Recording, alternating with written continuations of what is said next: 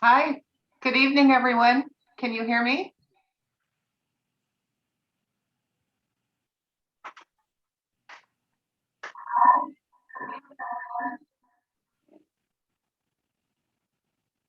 Looks like we have a delay.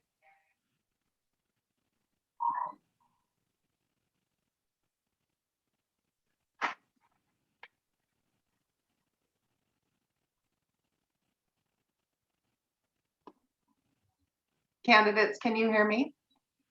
Yes. Yes, we hear you. Perfect. Ken, can you hear me okay? Okay, perfect. So there is a little bit of a delay in what we're speaking and how we're speaking on Zoom to Facebook, but I don't think that should impact anything. So we're just going to start here right now. First of all, I want to welcome the community of Leisuretowne to our live event to meet the candidates one-on-one. I want to thank you for joining us and supporting us during these efforts. This is going to be the first of many opportunities that you have to engage with the candidates, ask questions, let your voices be heard. My name is Paula Jansen. I am with Leisuretowne Life, and we are your online media outlet and gathering place for the community and by the community. It should be noted that there are 7 candidates in total, and we've extended our support to all of the candidates. But we do have 4 with us this evening, and you'll have an opportunity to see all of the 7 candidates together on the 14th for the Town Hall Association Candidates Night. The format for tonight's event is I'm going to ask 4 questions, 1 to each candidate. I've created the questions myself. The candidates are aware of what the questions are, and they will answer those questions. These questions were based on their candidate statements and some of the content and goals that they've shared with the community up to date. And I thought it would be important to revisit those to start off the meeting. The next portion will be paired. So each candidate is going to be paired with another candidate, and they're going to have an opportunity to ask each other questions. In this particular case, the candidates do not know what the questions are. So the whole purpose of this event is to be raw, authentic, informal, and just allow you to have an opportunity to just be more informed, to learn, to engage, and make an informed decision and vote appropriately. There are a number of events I mentioned. I want to get a lot of this out of the way before we start. We have a listen and learn event, listening sessions, where we have candidates that will engage basically by listening. And it's your time to stand up, express your opinions, your concerns, your ideas, any thoughts that you might have. You each have 10 minutes to do that. And it's great. And the candidates will listen. So basically when the community speaks, the candidates listen. The other is a 4x4 event, 4 candidates paired with 4 community members with 1 topic and 1 goal. So the topic will vary, and that's your opportunity to really engage in a more informal atmosphere. have our community be able to see how the candidates respond, how they engage, and what their overall mission is in running for the board, and how they'll handle the various topics that are brought up. So all of the upcoming events, I would encourage you to visit our events page on Facebook, and you'll see all the events lined out. You'll also be able to go to our website, leisuretowlife.com, and you can look at the events there. Each candidate has a webpage on leisuretowlife.com, so I would invite you to visit their pages and engage with them personally. If you want to expand on something that they spoke about tonight, that's a good opportunity to do so. And lastly, if you happen to have any questions that you want to pop in tonight, we are not having an open Q&A format tonight, but you will be able to pop in any questions into the chat area under the events page, or create a new discussion. But we want to get your feedback. We want to know what you're thinking, what you're hearing, what would you like to hear more of, because this really is for the community and by the community. So we're gonna stick with that. So without further ado, I'm gonna turn off my video, and I want the candidates to introduce themselves. This is what you came here for.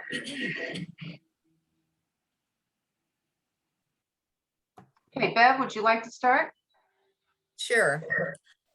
Well, first of all, thanks for joining us tonight. I'm Beverly Long, and I moved to Leisure Town from Brentwood, California in September of 2017.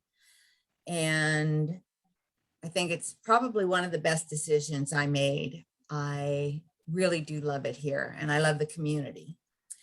I guess I'm looking forward to the prospect of serving on the board. I'm hoping that I can make a difference. And again, thanks for joining us, and I look forward to working with each of you. Have a good evening.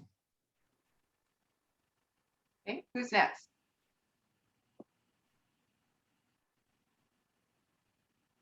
Hi, my name is Kathy Marchessault, and I know I have a very long last name, and the easiest way to remember how to pronounce that is think of a girl's name, Marcia, and add "so" at the end. So it's Marchessault. And I have lived with my husband, Michael, here in Leisure Town for 8 years. We live in Hampton Park. I like it here very much. I have wonderful neighbors. We are close. We watch out for each other. We're support to each other. And I'm excited to be running for the board of directors. If elected, I hope to make a real difference, to serve our membership to the best of my ability, to make our association the best it can be, so that we can have a happy membership and attract new residents. And I thank you for joining us tonight, and I'm looking forward to meeting all of you at some point. Wonderful. Thank you, Kathy. Eva? Hi, my name is Eva Lucas. I am probably the only candidate that has been around for 40 years. I have been a member of the association, though, here since 2017. My home on Olympic is rented to a wonderful tenant that I consider family, so I'm very lucky. And I'm running again this year. Hopefully, I get that position on the board to help make a change and make a difference. Thank you. Thank you, Eva. Ken? Hello, Leisure Town members and others. My name is Ken Stockton. I live at 193 Isle Royale Circle with my wife Karen and our 9-pound dachshund Posey. Yes, we're baseball fans, Giants fans. Like I said, we've lived here almost 16 years. We've served in many facets in the past. For myself, I've served on the board for about 3.5 years.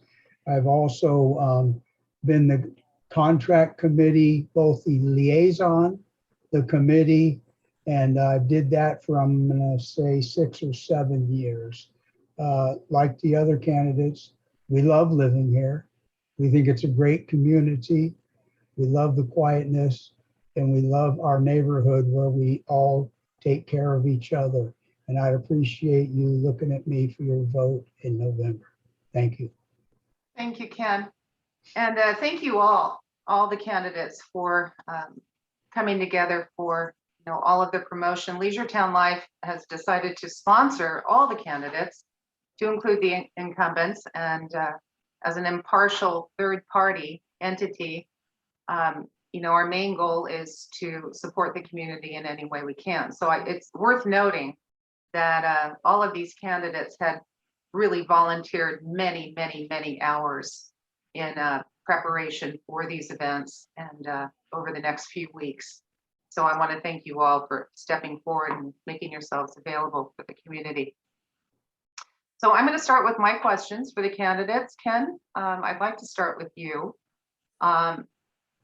You've served on a number of different leadership roles. And anyone who has been in a leadership position knows that they've had their share of successes and challenges. Your background is extensive, and especially with Leisure Town and the greater Solano County. You've served on the board in the past. What would you consider your greatest accomplishment and your greatest challenge or lesson learned? Okay. Well, there was some backfeed. So for my greatest accomplishment, I don't feel the most comfortable talking about these things, but they're real, and so I will.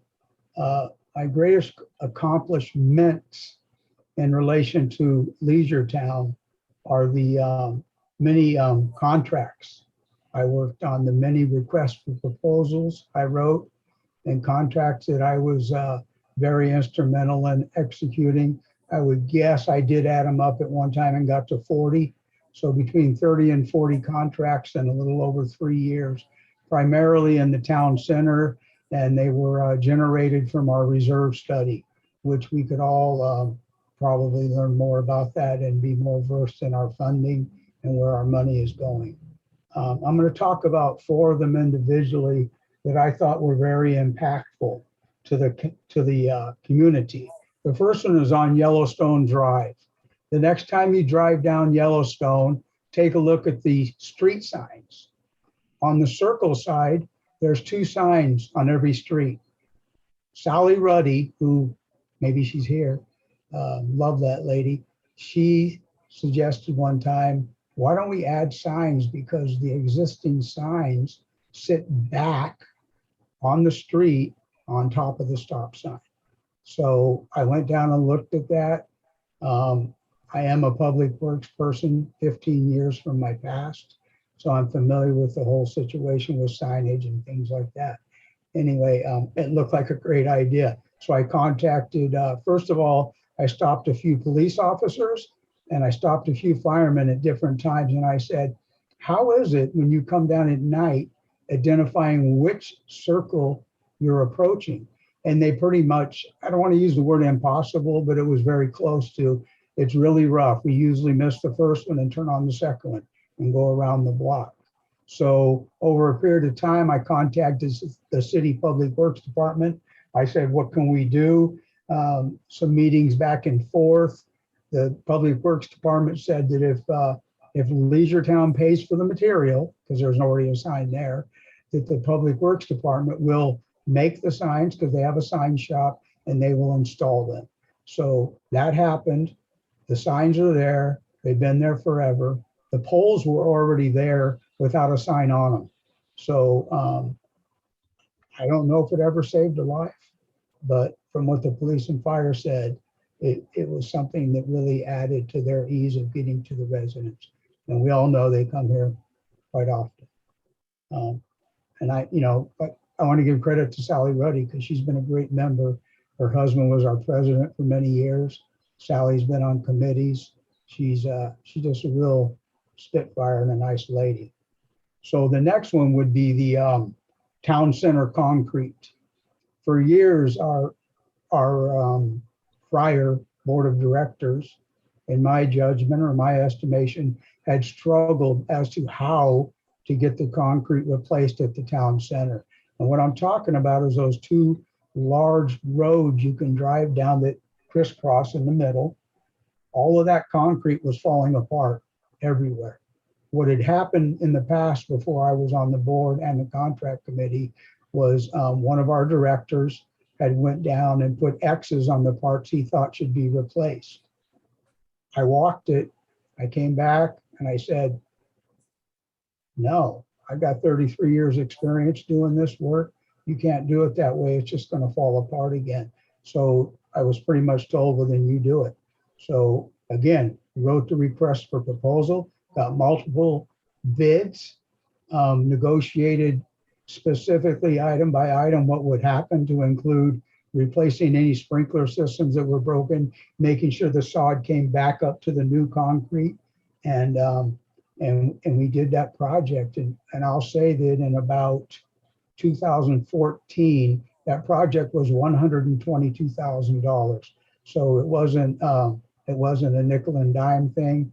We poured 5 inches thick of the concrete all around the town hall because we knew that lift to get on the roof was very heavy. So we added rebar there, we added concrete, and anybody that goes down there, you maybe just walk on it and don't see it.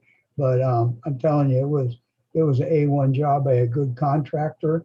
And Vicki Bell, I'll give Vicki Bell credit on that one. She was right alongside of me as more of an on project or on site person where I would show up and, you know, look at it and then make some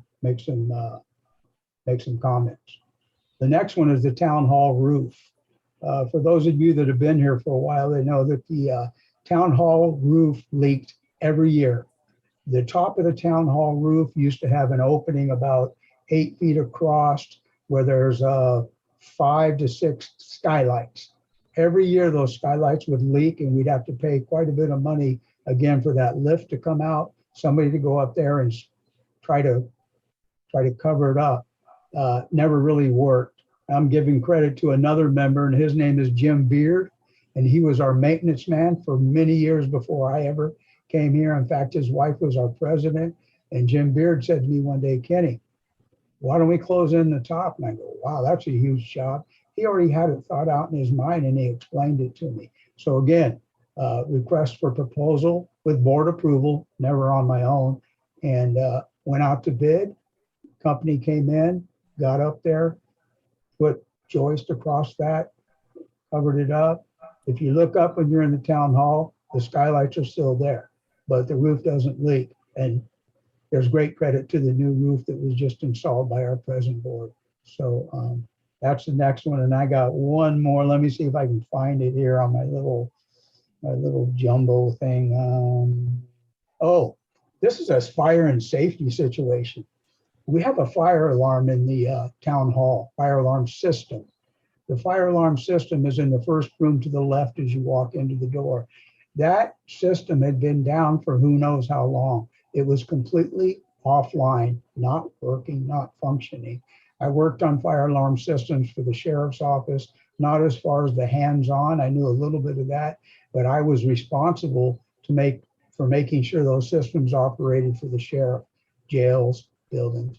So again, we got in there, we got the contractors out, we got it fixed, and I checked it the last time we were there 3 weeks ago, and it's still online. So those are just a few. There's many more less important, like painting, dry rot repair, roofing of both craft buildings. You know, there's 5 different roofs on the town hall. There's the big one we all see, but if you look at the walkway going in, there's a roof there. The patio, there's a roof over there. The kitchen, there's a roof over there. And back in the back corner where the 2 offices are, there's a roof there. We got all 4 of those roofs replaced while I was in office. We got the big roof repaired, and it was supposed to be looked at and repaired once a year.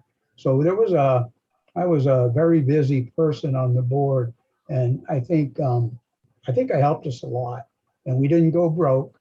And I've said this before, and I'll say it again. When I left the board, we were 72% funded in our reserves. And I'm just going to say it, not to hate on anybody, because it's nobody's fault. We're 12% funded today, if you look at our reserve study. Okay, my biggest lesson. Oh, man. I don't know. I guess I could have kept my mouth shut more. I'm a passionate outgoing guy. I get better all the time at that because I've realized that my strengths are also my weaknesses. And so I believe probably listening a little more without responding. I could give credit to a Leisure Town member on that one too, who gave me some advice and it really made sense. So yeah, just to be a better listener, to serve all members if elected, not just the ones I like, not just the ones I hang out with, but to try as hard as I can to treat everybody equally. Thank you. That's perfect. Ken, thank you so much. I appreciate that.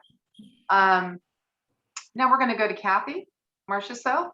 And Kathy, one of the goals that you listed in your statements and some of your content that you've been putting out is you really are driving home the ability and the desire to empower the association management to perform their job effectively and uniformly in accordance to their Omni contract.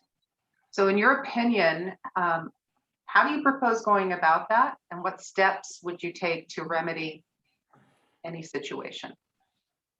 Thank you for asking me that question. Anybody who's ever been in a leadership role knows that it's an honor.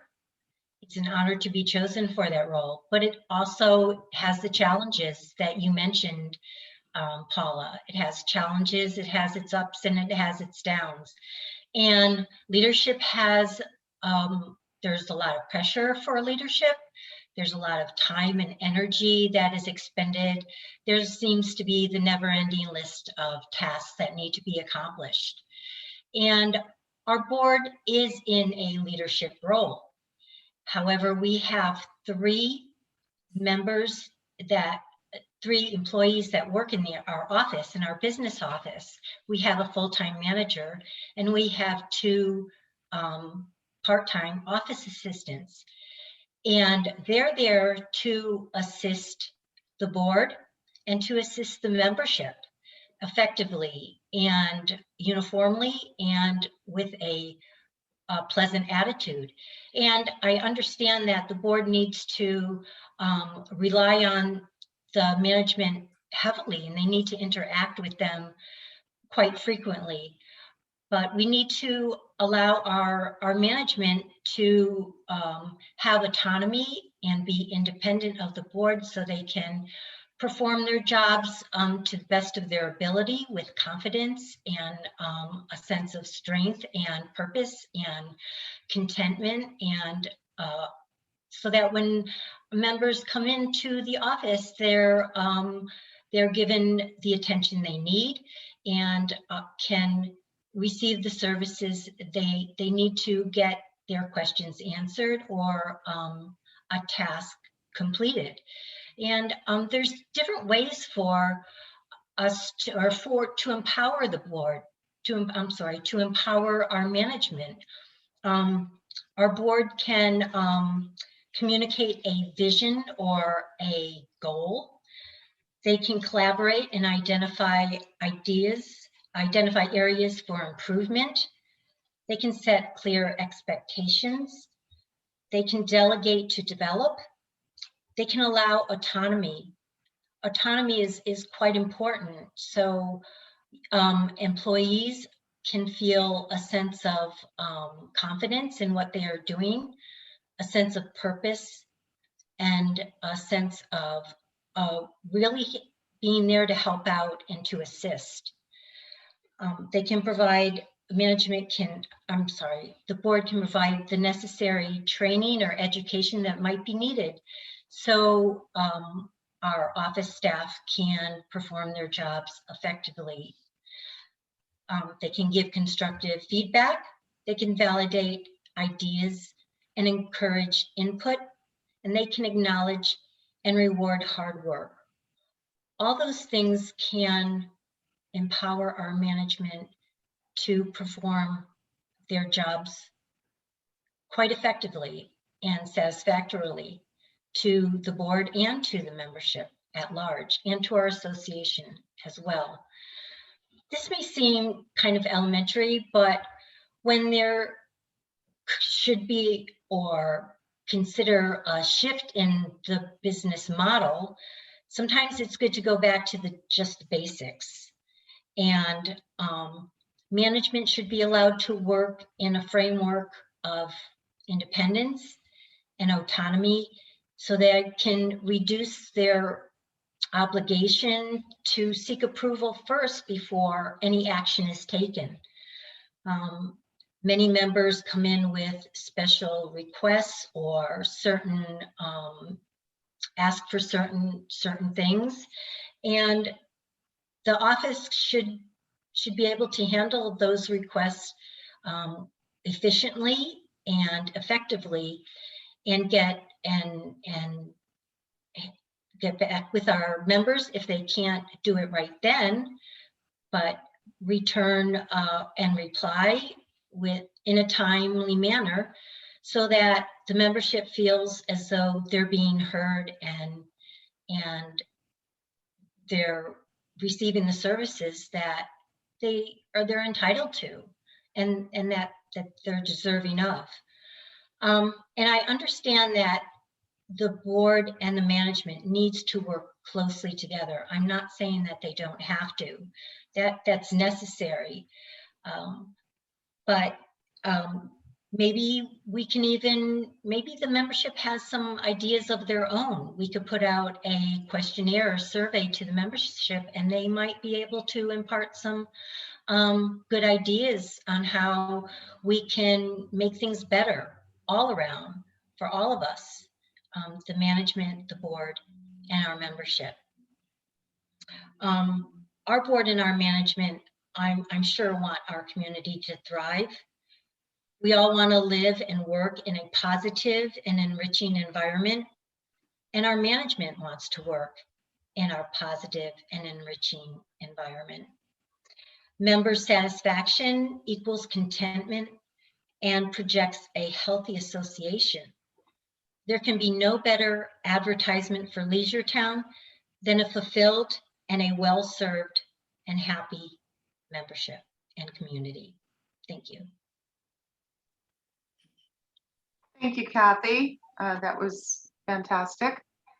Eva, so the majority of your life's work has been in community management. In your statements and goals, you have consistently noted that you represent the future of Leisure Town and that it is your goal to prepare Leisure Town for the future while servicing the existing membership. Can you expand on that a little bit? What does that look like? And what kind of steps would you take to, start those improvements while servicing the current membership?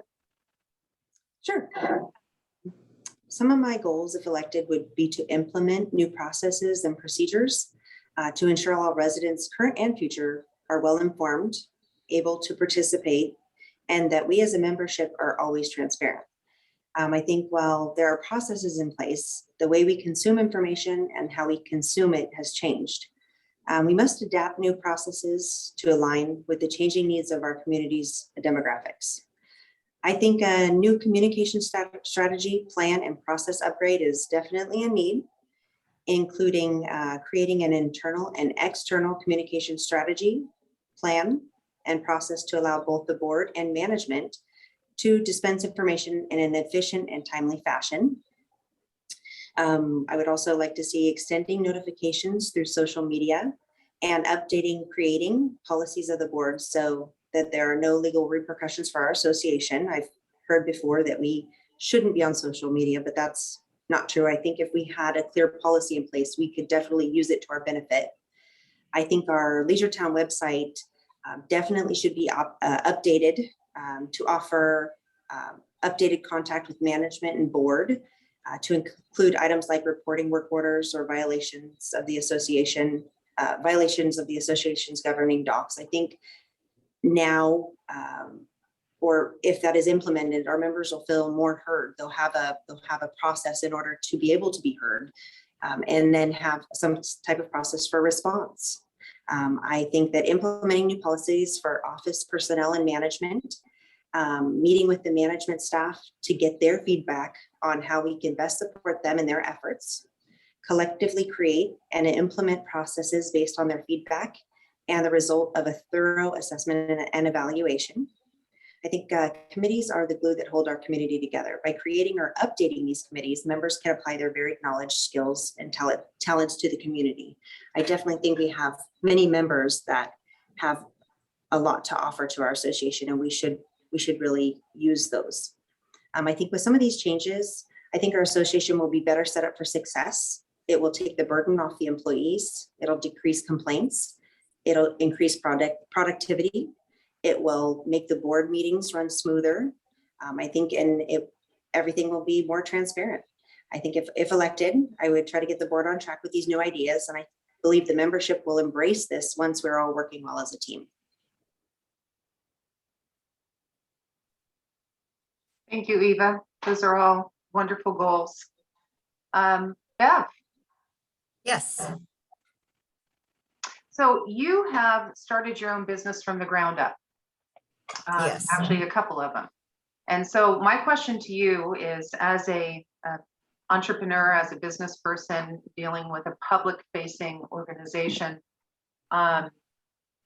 you know, what would you bring to the table to your proposed position with the board, and specifically with your intention to focus on member equity? You've brought that up quite often. Member equity is important to you. One, if you could define what that means to you, and two, what steps would you take to ensure that we have a more healthy environment for member equity? well, as homeowners within Leisure Town, we all have member equity.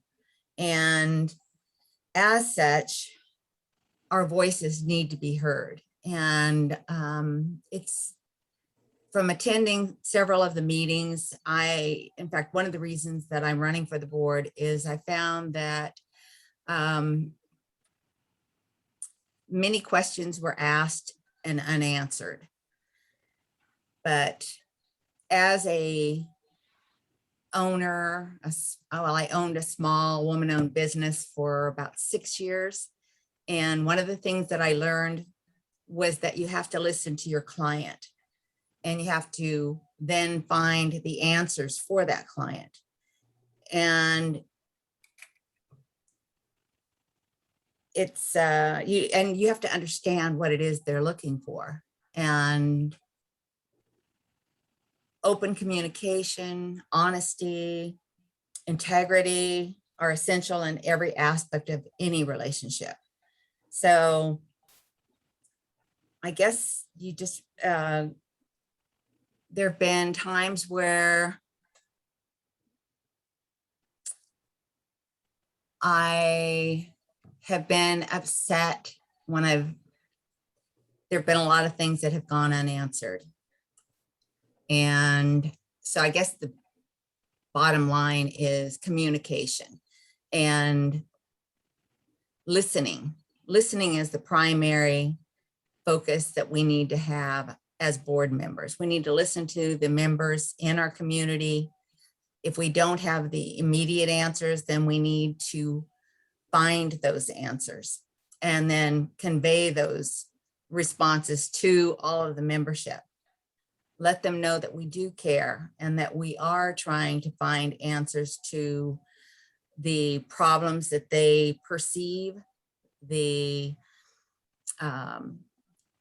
questions that they want answered. And we just need to work towards better communication. And as Eva said, transparency, not try to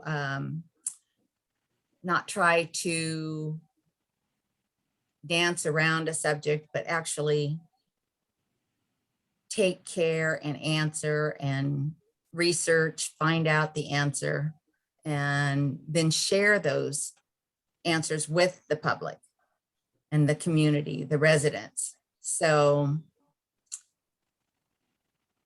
I'm not sure if that's exactly what you were referring to, but all I know is as an owner of a business, listening and then conveying those needs by my clients to others is what made my business successful. So I'm hoping to use those same, I guess assets. I listen to people, I care about people, and I care about this community. And I'm hoping that if elected, that I can use those same strengths in serving the community. So I appreciate the opportunity to introduce myself and to share some of my thoughts. Public speaking isn't my biggest asset, so I hope you forgive me, but I really hope that we can work together. And if you have any questions, be sure to visit my webpage that was created by Leisure Town Life and send me questions, and I will do the best I can to answer them. And if I don't have an immediate answer, I promise you I will do the research and get back to you. So thanks again for joining us, and thanks for listening, and have a great evening. Thank you, Bev. That was perfect. So the questions that we just went through, just for the community, just to remind you, is these questions that I had asked the candidates, they knew the questions in advance. I did present them with the questions, but I didn't know what their answers would be.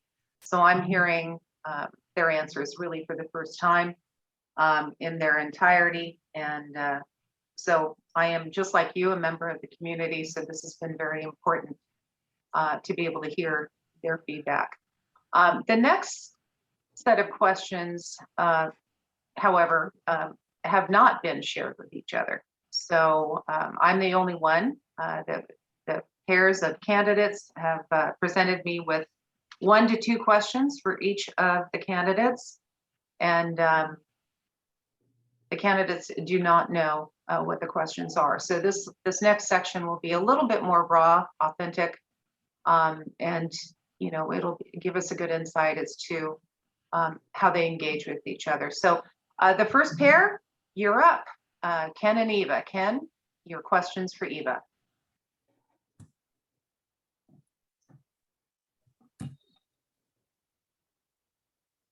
Unmute, Ken, and be nice. I don't think he heard you say unmute. Can't hear you. Sorry about that. Yeah, I muted myself. Got you now. So Eva, how you doing? I'm here. I'm with Beverly. I So don't love public speaking, I know, babe, my wife just stuck her head out the other room and said, "You're muted." So, Thanks, Karen. I did say earlier that maybe being a little more quiet would be beneficial. So, somebody was listening. So Eva, I want to start by thanking you for again offering yourself in service to Leisure Town. You're a special person for doing that. Some of us know more than others, and I just value you highly for that. But the questions might not make you feel that I value as much as I just said. So anyway, here we go. So in what ways do you feel you can assist the board, office staff, maintenance staff, manager, and our volunteers in their performance, given your vast amount of experience and training? Well, that's a lot of questions, but overall, I think that I've been in the business 16 years doing property management, and then moved on to real estate sales. I don't do a lot of sales. I'm not a great salesman. I can tell you that. Either you love it or hate it, and I'm okay with that. But moving on to HOA management, I've learned a lot. I've been presented with many problems that I have seen that I believe that can be beneficial to the board and to the association, to committees, to the manager. I'm looking to apply my strengths to the board offer the knowledge that I've been, presented with thus to date with everything I've worked, all the companies or all the HOAs I've worked with. I currently have 16 associations that we manage, my company manages. I think that I can apply a lot of that knowledge to our board in my votes, in my opinions, in my research, things of that nature. I also have been running this company now for 5 years. Like I said, 16 years ago, I started working for Tom Stockton and my mother, Kathy Shell. 5 years ago, I had the opportunity to purchase the company. So I've been running the business as well. So I think that I have a lot of knowledge in the business and management. So I think that I can offer that to the board. I'm looking at ways to expand on it a little bit so that, Let's go with things like budgets. do you deal with maintenance staff at your different HOAs? I have my own maintenance staff. We here at my office, my husband holds his contractor's license, and I have maintenance staff that work under him. So I constantly am managing that. I've worked, with many vendors here in the local community, working to get estimates for, our properties, our jobs. Same with HOAs. So I definitely can work on, estimates. I think I have a good rapport with many companies, many business owners. And I think that I have those assets that can help get, bring some new personnel, new companies into the association too. Can offer other additional services, estimates, not anybody I specifically know, but local companies that have been doing good jobs, great jobs for us in the past. Okay. Well, I think, your practical experience right up to the present in a senior community is probably not seen often, to have somebody run for our board that is actually in management, has a home in the community, has her business office in the community, and is up to date on a daily basis of the changing laws, rules, regulations, and the standards in this industry. So yeah, thank you. Practical knowledge, absolutely. You don't know it all until you work with the vendors and the homeowners, and you learn those things as you go. So I have some of that. Right. So I'll go to question 2. I'll go to question 2. If elected, or when elected, but if elected is a little more subtle. If elected, how will you not let things of the past affect how you treat all members? Well, I don't think I have very much past with anybody. I have, in my business dealings, I always try to be ethical and fair. I try not to have any problems with anybody. And I think anybody that knows me can say that. Going back to the good old ways, don't say things, treat others how you would like to be treated. And I think that would be my ultimate goal, to be fair and kind to everybody. And I expect the same of everybody treating me that way. Thank you. That's not my goal ever. Yes. Thanks. Okay.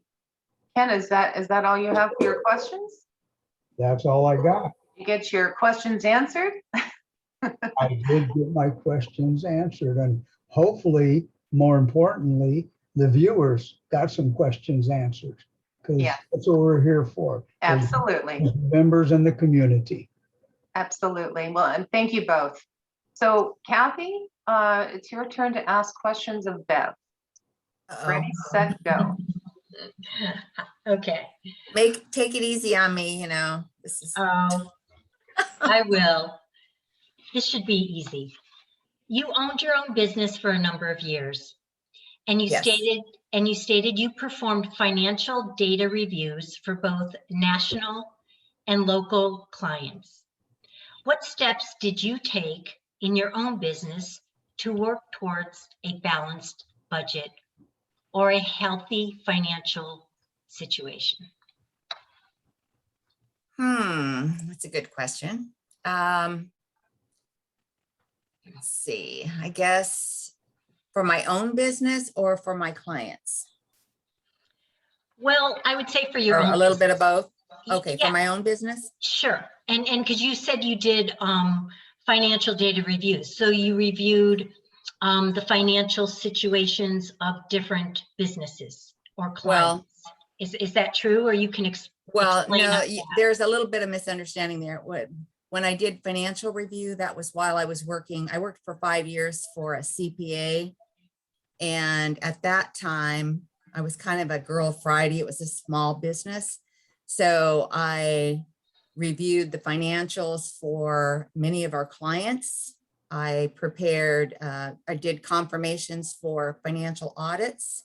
I prepared financial statements. So as far as my own business, that was not part of it.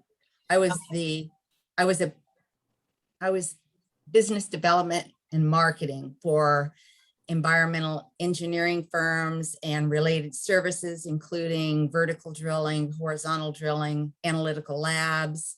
I had a handful of clients that I would represent, and my job was to secure contracts with my clients, and those clients would expect me to go out and market their services and set up appointments to introduce them to other companies that they could do business with.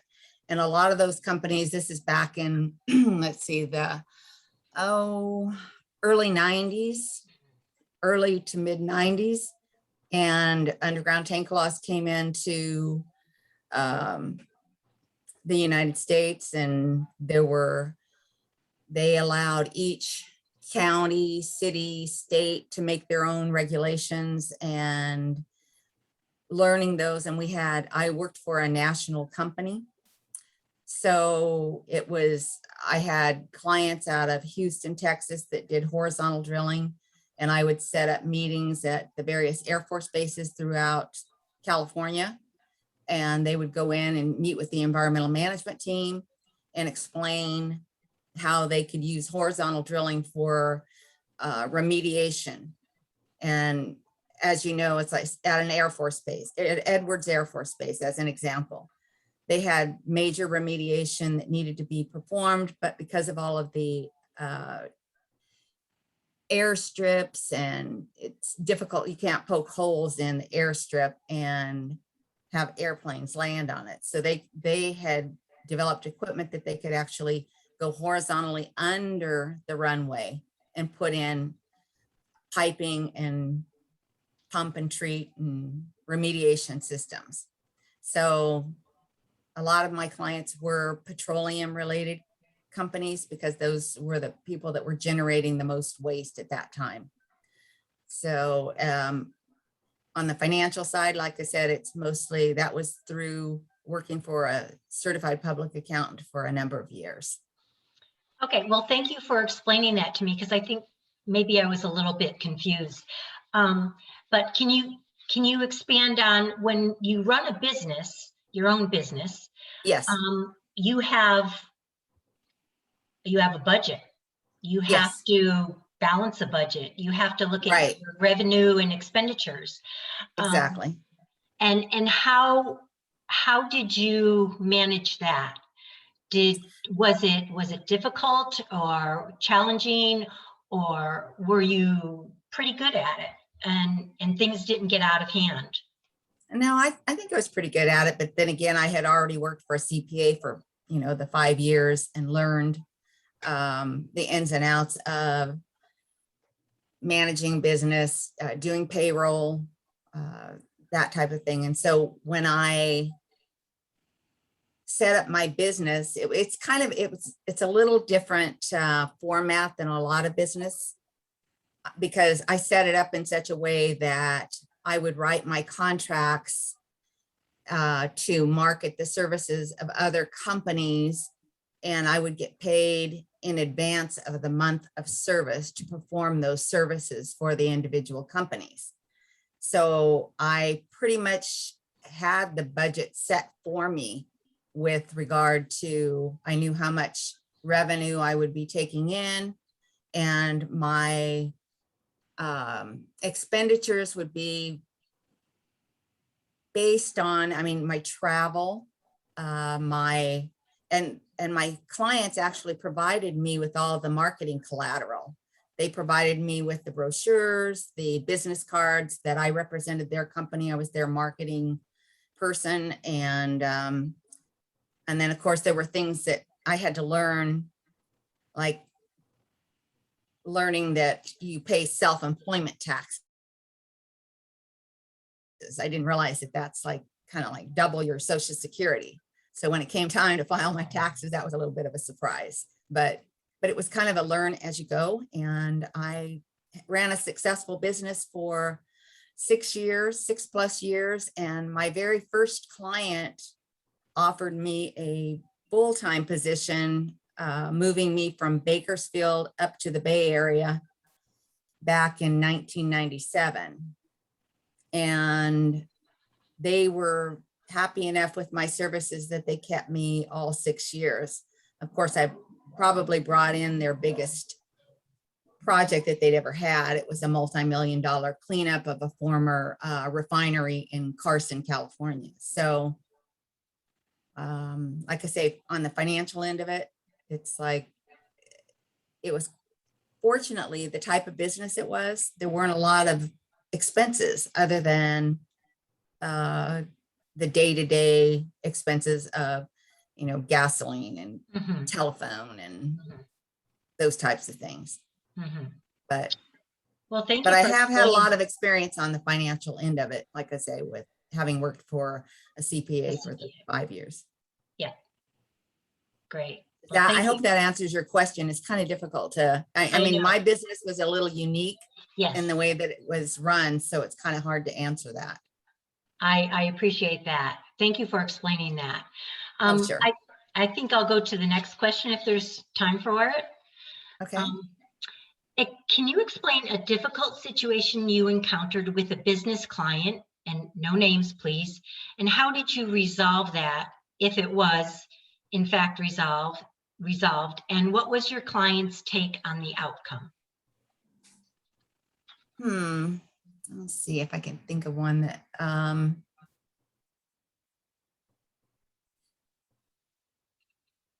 well, I think most of my clients were pretty happy with my services, so I didn't really have a lot of problems that I had to deal with. I would say, at least in my own self-employment, I didn't have any issues. But as far as when I worked for a number of years in environmental engineering as the business development manager for a national firm. And as such, you do run into problems with various clients not feeling like they've received the service that they expected. And whether it's as a result of the technicians performing the work or not performing the work in the way that they expected. And I've always been pretty good at being able to resolve those issues just by open discussions and finding out what they're unhappy about, and then together seeking out resolutions. So I didn't have a lot of that, fortunately, but I think I was able to resolve most problems that I ever had. And mostly, again, like I said previously, listening, finding out what the problem is, and then seeking out a solution. So, and then working with everybody involved to make it happen. And the clients always come first for me. So I was able to resolve them. I don't know if that's exactly what you meant, but hopefully. Well, your answer was very informative for me, because it sounded like you really didn't encounter any difficult situations that you could think of. And so that's that's wonderful. Then you were a good employee and a good resolver of conflict or difficult situations, or you were able to smooth it over. And so there really wasn't any big issue that stood out in your mind. And I appreciate you letting us know that. Thank you. Thank you, Kathy. Thank you both. That was very informative. Next up, Bev to Ken. All right. Be as hard as you want to be on me, Bev. I'm sorry. Be as hard as you want to be on me. Oh, I'm not okay. going to ask. I'm gonna I'm not read going to ask this. for mercy, even though I might desire it. Okay, Ken, in your candidate statement, you mentioned wanting to tap into the experience and knowledge of our residents using committees and advisory positions, which I think is an awesome idea, by the way. How would you recommend organizing this? In the time that I have lived here, we have discussed volunteering to help residents with various projects. However, there have been some drawbacks in utilizing the resources of retired contractors and other service providers because of liability issues. How would you recommend we traverse this issue? Okay, I'll start with saying this. My policy would not be to use a contractor because they lived here. So that was offered before to use a member to do the work they did for a living so that we didn't have to pay for the work. I would never, ever advocate for that. The liability issue is huge. We don't need to do that. The way that we would use our resources, which are our members, is that we do have many retired people in very various professions that are smart, trained, still very active. The community is getting younger all the time, even though we get older each year. And we used to use them very frequently. And we had many clubs, many committees. I've talked about the fact that I was part of the contract committee for several years. That committee had 9 members, including myself. And everybody worked. Nobody just sat in the meeting and then walked home. Items came up to be reviewed. I asked who wants to take this one. People raised their hand. I said, okay, you got it. Get back to us in 2 weeks at our next meeting and tell us what you think. Didn't mean they had to be experts in it. Mean all they had to do is go look at it and give us their opinion of how it worked. And our contract committee functioned so well. Now we're in a different environment now. We were self-managed then. We have a manager. I just think that for a manager to handle all contracts that come up as due or needing to be looked at is way too much, on top of keeping the board legally in legal standing, answering questions from the community, doing the day-to-day stuff that she has to do. So I think a contract committee would be excellent. I know of so many contractors, but not only that, I mean, clubs. Why don't we have a home garden club? Not the garden club down the road. That's a great one. I love the vegetables. But maybe we should, or I think we should pose the question to the members, what about a garden club? What about a home garden club where there's a committee, maybe somebody gets a trophy every 6 months, whatever it is? What about a car club? You know, I was a member of the men's club for many years, and we did plan to have a car show in the parking lot. We put it in the newsletter. I put that article online about a week ago because it showed back up in my Facebook memories.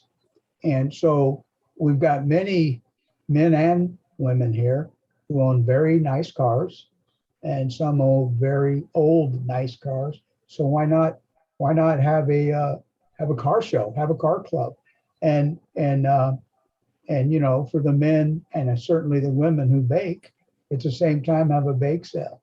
Some of you don't remember because you weren't here we used to have a rummage sale each year in the blue building. It was huge.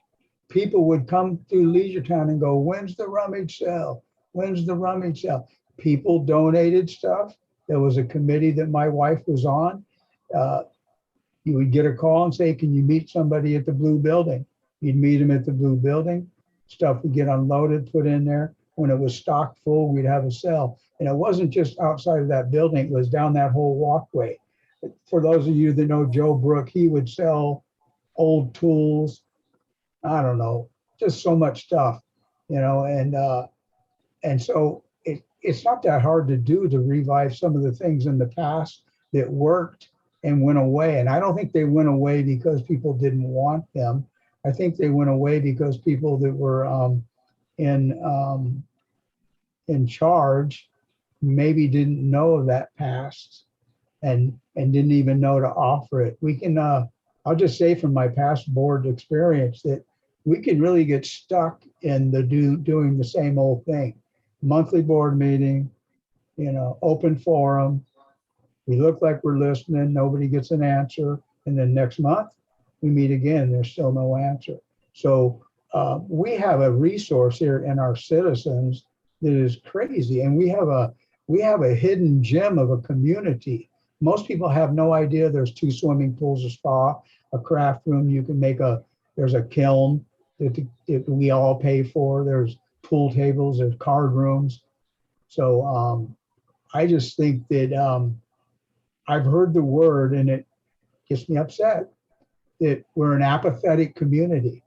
It's not true. It's not true. Anybody that's gone door to door, anybody that served food in this neighborhood knows that we are not apathetic. We sometimes have to know there's an opportunity, and it's the board's duty, I believe, to present opportunities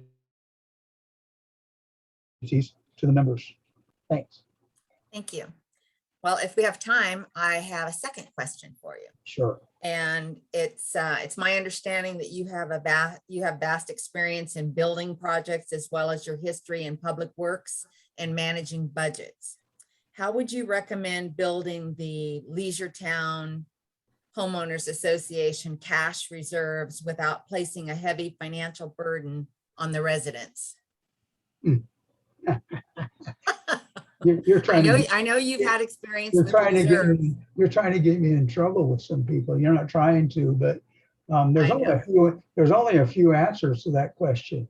The first one is assessment increases, which nobody likes, and we never raised assessments in my time on the board, but they were raised 4 years in a row after I left. And I'm not saying it wasn't justifiable. The water rates quadrupled after I left. And so that was a big impact. We built the gymnasium and we paid cash for it, $1.5 million. I never would have done that. It would have been financed if it was me. I financed a lot of homes and cars, but I'm not a financial person at that level. But I would have definitely looked at financing that money. I mean, that was 1.5 million that came out of it came out in 2 years, I believe it was paid for. So water is big. We do own some assets that could be, with the agreement of the community in a member-wide vote, it could be maybe liquidated. I mean, I believe we need to get out of that 12% funded. It's not just this year, the next 4 years, our reserve study says we will not raise above 12% funding because of our costs, our projected costs compared to our projected income. We have over $1 million a year of income from our members' assessments, plus some other stuff here and there that add to a very, very minute in comparison. And so I don't want to raise assessments. There's some here that think it's completely necessary. I've been in the house, literally, that there was one can of beans. Me and Karen went into a home and she opened the cabinet and there was one can of beans. And we, thank God, we went to a church that was giving, and we called the pastor and he said, come get 2 bags of food. And that's what That's why Adoptive Lock on Lassen Drive was spawned 7 years ago. And I'm not taking all the credit for that. That was a great team, but there's just too much good here to think that we're apathetic and that we can't be so much better and so much happier than some of us are, including me at times. I'm not going to say I hope I answered your question, but did I answer? Yes, I know it's a difficult question, and because I was so fumble-mouthed earlier on what I wanted to see from the new board.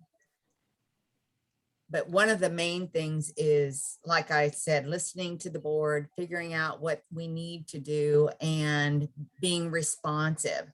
And I'm feeling fumble-mouthed again, but Well, I have a lot like, of knowledge from my time. You pardon know, me? I have a lot of knowledge from my past time. And Well, some of that knowledge is old knowledge, but most of it is relevant today as it was then.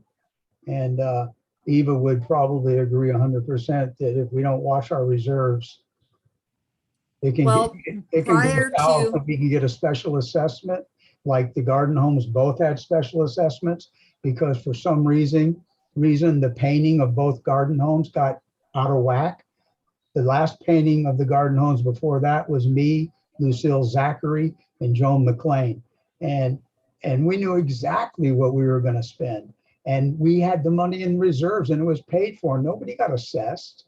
So I don't know where that went south. I wasn't there to see anything. So yeah, but I have, I have a whole bunch of questions about what's happened. so what were those big projects brought to the people prior to making a decision to go forward with them? Okay, when I was on the, go ahead.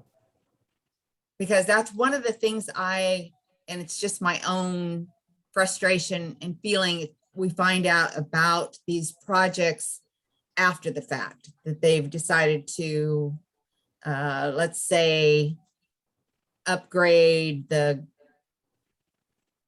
different club rooms. And I didn't know about it ahead of time, but I don't know if that's my fault. And maybe again, it's communication, and how do we make the public or the community aware of what's going on? I mean, oh, yes. They're that you, all Paula? fixable. We've got a group of 4 people right here that all think alike in many ways and differently in other ways. And we're all so anxious to get in there and learn and then see what we can do and make decisions as a group. It's not an individual thing. So I'm looking forward to it, whether I get elected or not. Thank you. Exactly. That's exactly what I wanted to hear from you. Yeah. So thank you, Ken. All right. Thank you both. Again, I learned something every time one of you asks a question. So this has been a tremendous experience for all of us. Next up, Eva to Kathy. Hi, Kathy. Hey. All right, my first question is, we have all discussed transparency at lengths. If elected, what things would you do differently to ensure transparency moving forward? Thanks for that question. I have to say, transparency can be an overused term, and I would like to see expanded communication. And transparency is something we need to work towards, because as many members feel we don't get the full picture. We don't get all the information we should have. We come to meetings, and Bev had mentioned that things are approved, voted on by the board, and it's pretty cut and dry. And we in membership in the meeting as members, we sit and listen to, first I approve, I second it, and it's done. And we don't really know how that happened or how that came to be. So I think it behooves our board to explain things to us, present things to us, educate us, listen to some good suggestions we might have, points of view in how to approach things that need to be done, projects, things that need upgrading, repairs, things that have lost their useful life and need to be replaced. There's a lot of, as Ken said, there's a wealth of information out there in our membership. And to tap into that is important and needed. And I know there's members out there that are willing to step forward and say, hey, I think I might have a solution, or maybe we can look into this or offer a different perspective on something. And it's just a wonderful feeling to feel as though you have something to contribute. And it's not from a sense of pride, but it's from a sense of wanting to help our community. Maybe some idea has come into a member's head and they're like, wow, maybe this, something could be done this way and it wouldn't be so expensive. Or another way to look at a project, and it wouldn't be so drawn out or disruptive.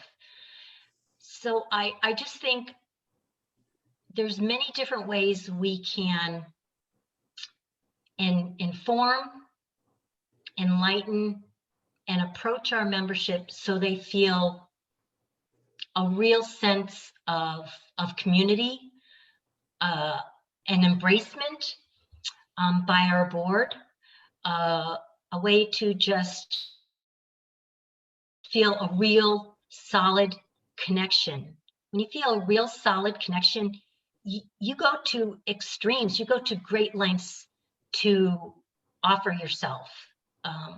And I think we all have that within us, and it's kind of buried, and we're looking to express that, to let it out and say, I can help, I want to help, please let me help.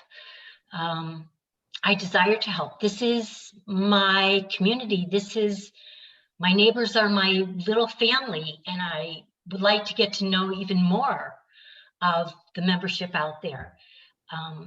Because we experienced something very devastating last year. We experienced a severe fire that came so close to us, so close to our town, our neighbors, our friends, our homes, our families, our people we know. It was a wake-up call that we were put in a position of, can you open up your home to somebody who needs it? Whether you know that person or not, do you have a place for them because they have to evacuate? And people stepped up and they went, yeah, bring them. I've got a room. Bring their pets, bring anybody so they can seek a place of safety. And we were very fortunate here in Leisure Town to not be affected. But I had friends and even family that were affected, and they made the call and they said, can we come? Can I come? Can I bring my dog? Can I bring my pets? They said, we opened up our home. I had a friend whose business was in Fairfield, and I actually had worked for her for a period of time. And I was an optometric technician at her company in Fairfield.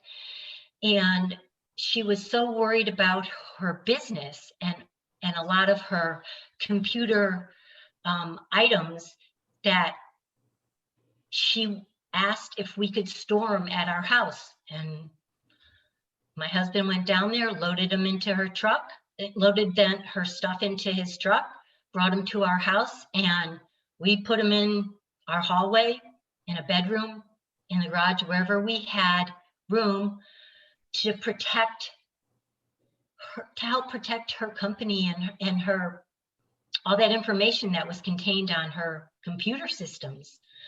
So, you know, we have the desire to reach out and to be of assistance in good times, and more so in difficult and trying times.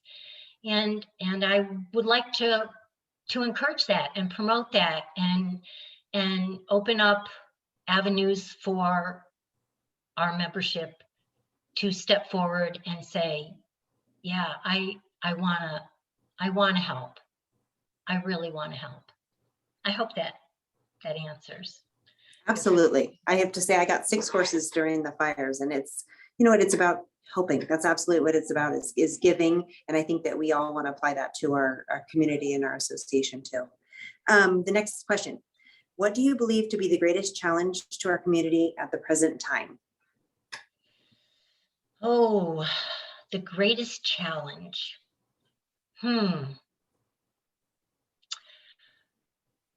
Gosh, I would, I don't know if I can pick one thing. So financially speaking, I would have to say our landscaping is a huge challenge and is a big part of our budget. And there's always issues going on with our landscaping and our irrigation. I live across from the town center area, and I often see irrigation that is broken. As sprinklers go on and they go into the street and they're watering the street, or there's water going down the gutters and going down the drains,